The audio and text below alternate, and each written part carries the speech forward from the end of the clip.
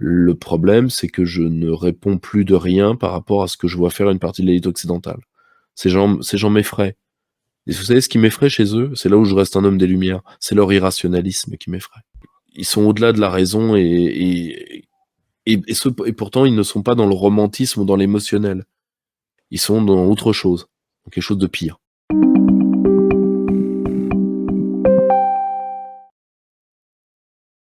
C'est comme l'arrivée de Manuel Valls, si vous voulez.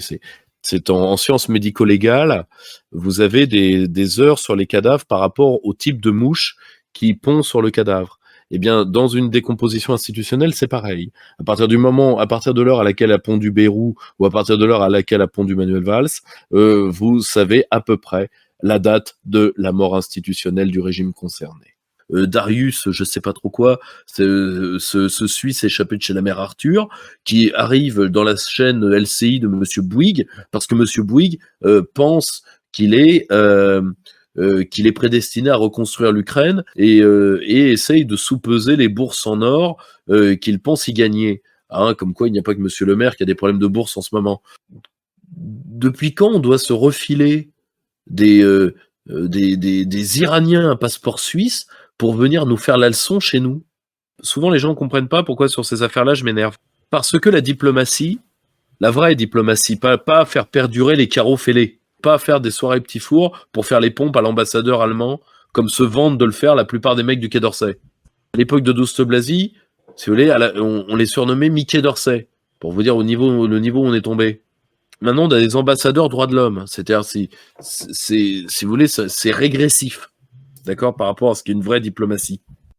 On a même parlé du retour de Manuel Valls au gouvernement. Là, si vous voulez, c'est une... pardonnez-moi de ne pas aller jusqu'au cimetière. On nous a quand même dit que Larcher avait fait des offres de service. Oui, Larcher n'a pas que des largeurs, il a parfois des largesses. L'interview sur l'excellent média Livre Noir de Monsieur Buisson, qui s'est entièrement défaussé sur les Français, hein, toute la faute des Français, etc. Bon, très bien.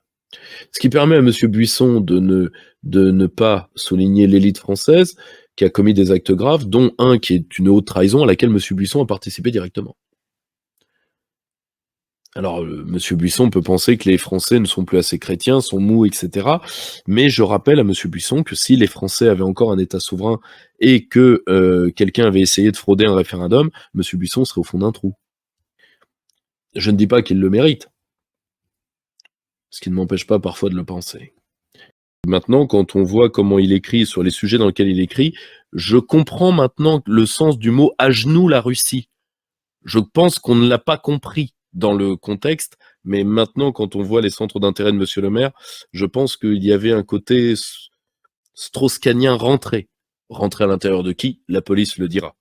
Hein, j'espère que le Parti démocrate ne se dira pas Kennedy, jamais 203, parce que là aussi, c'est quand même, on ne faut pas oublier son oncle, son père, enfin, il y a des manières exotiques de terminer sa vie.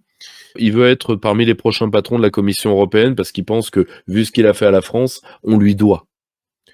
Vu que, bon, sa candidature au prix Nobel de la paix, qu'il a quand même beaucoup caressé, dans un sens non lemérien du terme, hein, j'entends. Du terme caressé. Mais je pense que c'est un peu tombé à l'eau.